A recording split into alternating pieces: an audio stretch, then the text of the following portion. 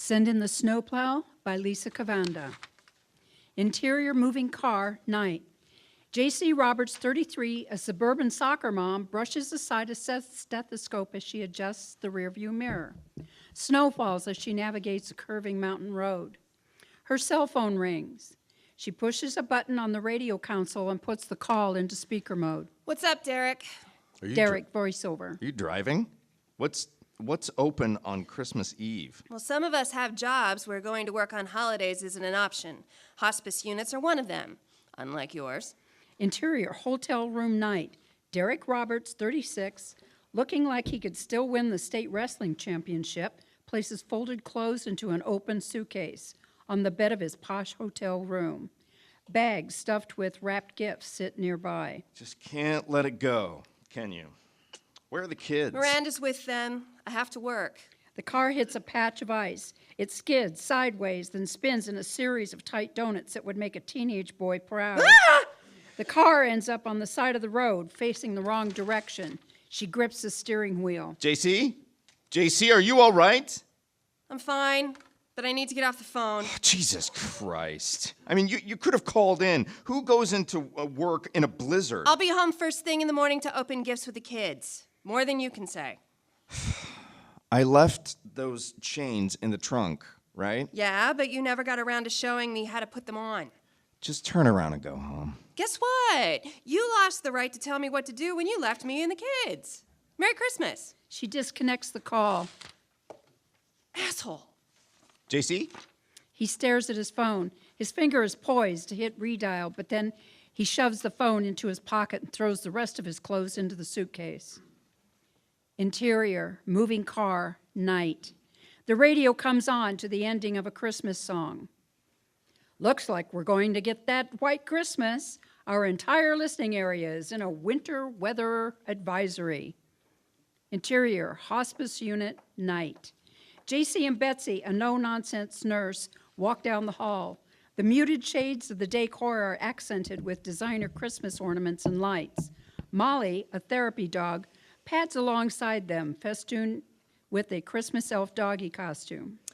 Everyone who could talk a doctor into a release pass went home with family. Should be quiet. Betsy, don't say that. Betsy ruffles Molly's head. The bells on the elf costume jingle. We don't believe in that cursing you superstitious crap, do we, Molly? They round a corner to find Marilyn, an aging Hollywood scream queen, hanging from the handrail by a red and green holiday scarf knotted around her neck. I like the scarf. Bonus points for originality. Molly licks Marilyn's face as she disentangles herself and stands up. One of these days it's going to be real. My headstone will read, "I told you I was sick." Her son's plans fell through, so Marilyn's still here. Poor thing. Interior, Walter's bedroom night. Jaycee and Betsy enter the austere and immaculate room. Walter, in impressed perfect CEO form, in spite of showing the effects of chemotherapy, looks up from his Wall Street Journal. You need anything, Walter? You want my list? No. Walter Well- shoos them out. Then I guess not. Go to bed. Santa won't come until you're asleep. Interior, hospice unit night. The nurses and Molly peer into a darkened room where Brad, a skeletal shell of a former athlete, and his wife Valerie sleep. Her baby bump is more of a baby mountain under the blanket covering her in the overstuffed recliner at his bedside. I don't know how Valerie does it. You stand at that altar and promise, till death do us part. 50 minutes, 50 years. That's family. Hey, stop beating yourself up. It happens. First Christmas since he left. Girl, And it sucks. you got this. Betsy nods in the direction of the nurse's station. They round the corner and nearly bowled over by Chris Cadavi, 29, a nurse with Harlequin romance cover good looks, in blue scrubs, and he knows it, and Harold, a craggy retired car salesman with Hugh Hefner delusions of grandeur.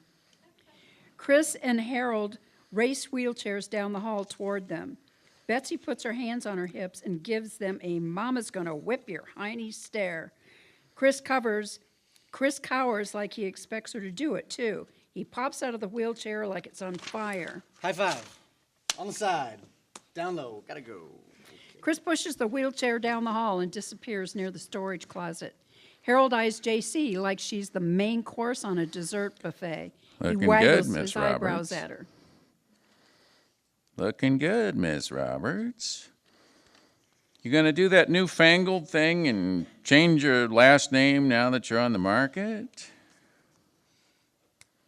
Diana, isn't it about time for Harold's whirlpool?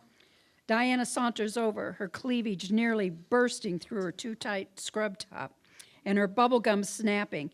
Harold's eyes about bug out of his head.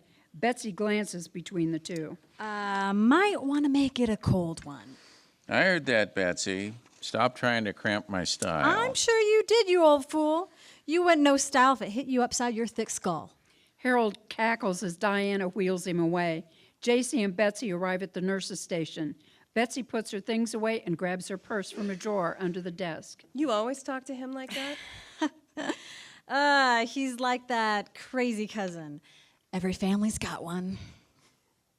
It's gonna break my heart when that old jackass dies. He does kind of grow on you. Like a case of herpes. Diana yammers on about her sexual escapades like she's on reality television. Some things I don't want to know about. Herpes is one of them.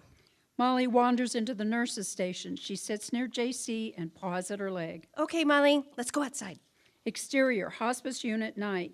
Jaycee stands outside near the building while Molly runs around and sniffs the ground in a fenced dog run area. It's hard to see any distance through the heavy snowfall. Interior, hospice unit, night. Jaycee, with Molly in tow, meets Betsy near the entrance door. Call me when you get home so I know that you made it. I won't see you until Monday.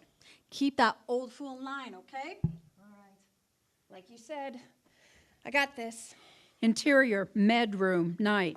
Jaycee stands at the counter of the closet in a room that holds the portable medication cart and the locked boxes for narcotic pain meds. She turns to find Chris leaning in the open doorway, watching her. Hey, Chris. I saw Harold. Everything going on? Anything going on with your other patients? Both 201 and 205 are bedridden. Harold's a riot as usual. Mrs. Abedy was a translator during the Gulf War. She has a Purple Heart. And Mr. Grayson, the guy over in 205, he and his wife fostered over 100 kids. Whatever, it's easier than names. These are people. Someone's wife, mother, sister, friend. Okay. They're more than a room Okay, number. I get it. I'm just jazzed about spending the night with you. Right. Because everybody's idea of fun is staying up all night in a hospice unit on Christmas Eve. Well, I mean, if we're going to be up all night anyways, why don't we just make it interesting? Once he's out of sight, Jaycee leans against the wall and hugs herself, smiling. Interior, exterior, hospice unit, night. Chris meets Harold in his wheelchair near the entrance door. They peer out into the parking lot. The heavy snowfall obscures the view. Jaycee walks past the other end of the hallway as Harold turns around. He watches her until she's out of sight, then turns to Chris. Nice booty. I'd tap that. You'd tap anything, Harold. He leans to get a better glimpse of Jaycee's backside. But so would I, buddy. So would I. Chris and Harold turn back to the door. Chris steps outside and falls on the thick layer of ice on the pavement. He glances up at the ice-covered trees and power lines as he picks his way back inside. That was great. Can you do that again? Chris brushes the ice and snow off his scrub pants. Not funny. He heads to the nurse's station with Harold following. After surveying Jaycee's backside one more time, Chris touches her shoulder. It's, getting pretty nasty out there. Do you know where the emergency procedure manual is? It's where it's always been, and it's on our computers. Okay. Well, you know, computers won't help if the power gets knocked out, so... As if on cue, the lights flicker. Jaycee jumps and loses her balance. Chris catches her. She lingers in his embrace.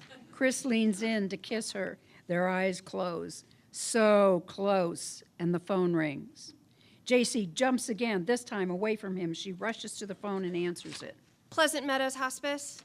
Chris, still reeling from the near kiss, stares at her a moment, then smacks the heel of his hand against his forehead. End of the first 10 pages.